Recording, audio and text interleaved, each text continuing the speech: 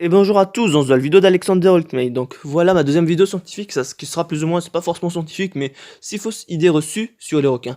Donc la première qui va dire pas si fausse, mais parce que c'est plutôt des idées et des a priori. Donc la première chose déjà, c'est la peur des requins, parce que c'est un grand phénomène qui s'est concrétisé par rapport au film des Dents de la Mer de Steven Spielberg.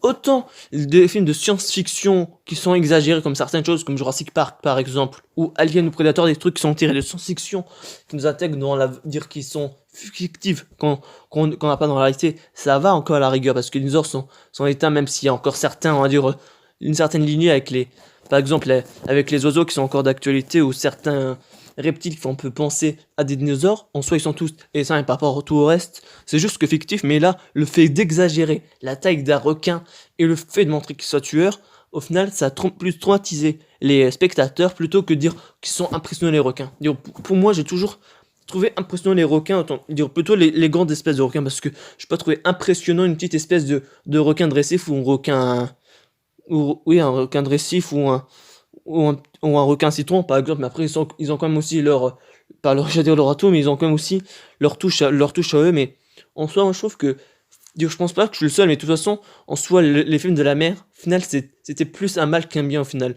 Donc, ça a causé une trop grande peur, et même en soi, quand on se penche sur la réalité du fait, les requins ne tuent peu d'humains comparé à d'autres animaux.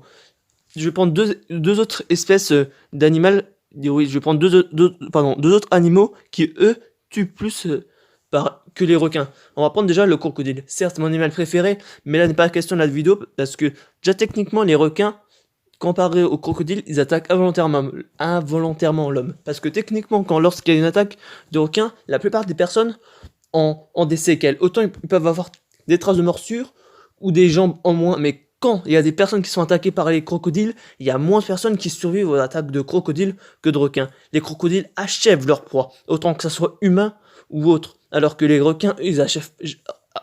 Je sais pas.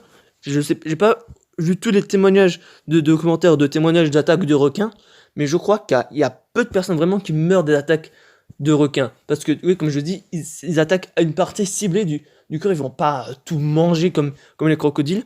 Et aussi en soi, je parle des crocodiles parce que les crocodiles, eux, ils font une centaine de morts par année, qui sont quand même des gros animaux, par exemple. Et je parlais du moustique, là, je pense qu'il n'y a plus personne qui le sait à l'heure actuelle, que c'est l'animal qui fait le plus de morts par année, qui fait environ 1 million de morts, et sur certaines années, et que ça s'accentue d'année en année, que ça s'approche un peu plus des 2 millions de cas par année de personnes qui meurent. Donc il faudrait plus avoir peur des moustiques que des simples requins de merde qu'on a introduits dans des films à gogo. Même si il y a le film récemment En eau trouble ou Sharknado et tout, c'est que de la fiction.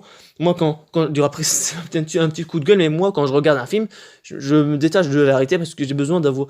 Je me détache de la réalité tout simplement. Mais après, là, c'est pas un sujet, mais je trouve quand même vraiment que le film Les Dents de la Mer, ça a vraiment. C'était une des pires idées, on va dire, du cinéma, tout simplement. Après, voilà.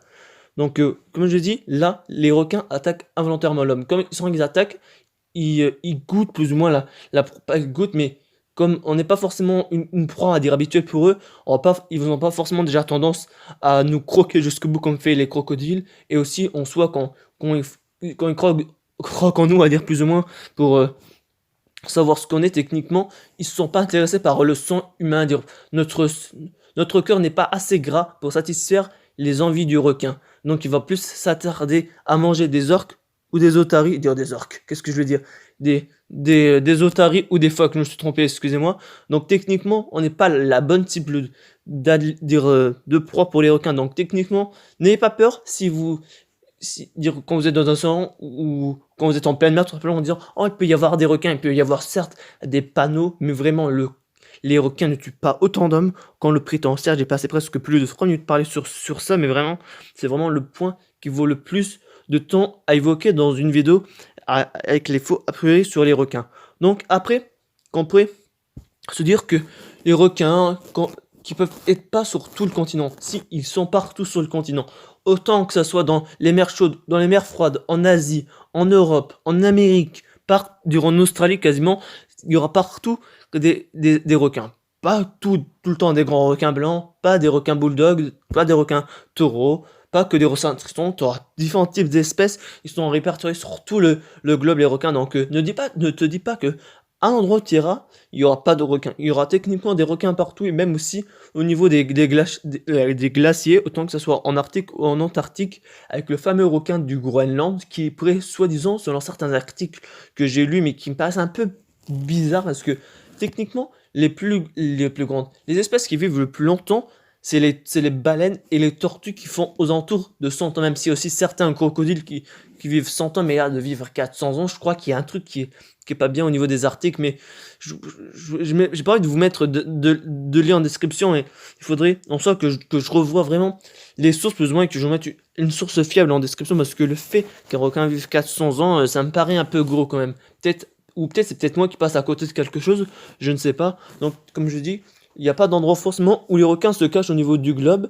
Après, comme je vous ai dit au début, j'ai parlé, on va dire, des espèces, on va dire, impressionnantes des requins, mais en soi, il y a peu, il n'y aura pas peu, mais dans toutes les espèces de requins, la grande majorité des espèces de requins sont des espèces qui font moins de 4 mètres, tout simplement. Donc, faut pas, on va dire, se dire que les requins, les requins les plus grands sont ceux qui sont plus grands. Non, non, non, non.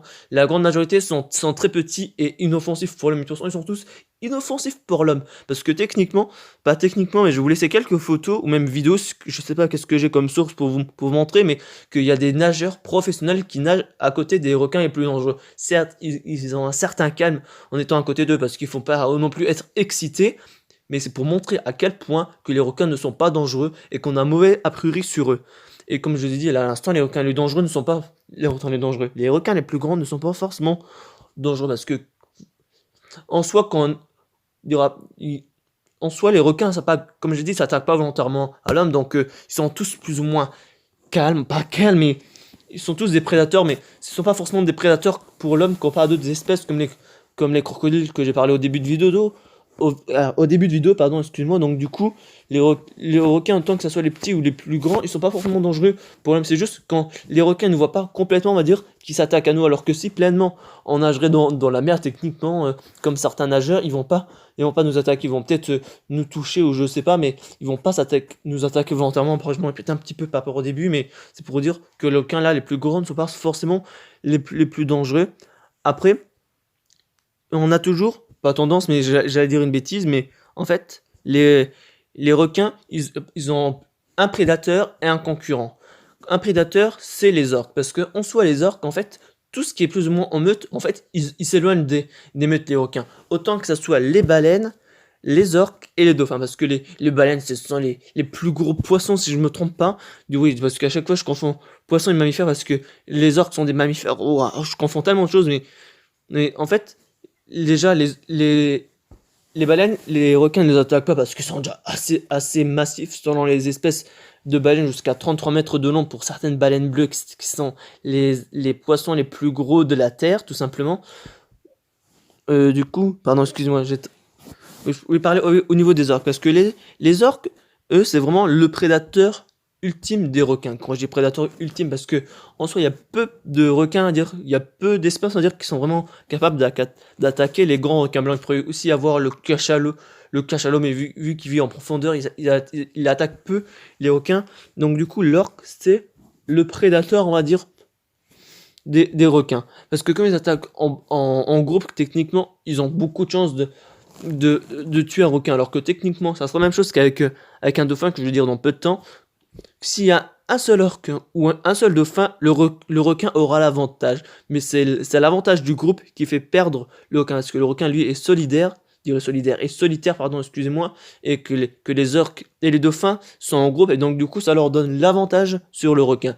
L'orque pour tuer les requins, et les dauphins pour éviter d'être attaqués par les requins, et lorsqu'il y a pas forcément des attaques, mais quand les dauphins se défendent, ils passent, on va dire, plus ou moins le requin au niveau du ventre, et ils le forcent à se retourner, et ça, c'est pas très confortable pour le requin. Et il y a une vidéo en question que je vais vous laisser, pourquoi les dauphins sont dangereux pour les requins. Donc voilà, là je vous ai dit par rapport au niveau des groupes, on va dire que le requin ça ne joue pas en sa faveur, on va dire d'attaquer, on va dire des groupes d'animaux, des groupes de poissons, tout simplement pour le faire plus simple, même si c'est pas tous des poissons, mais voilà.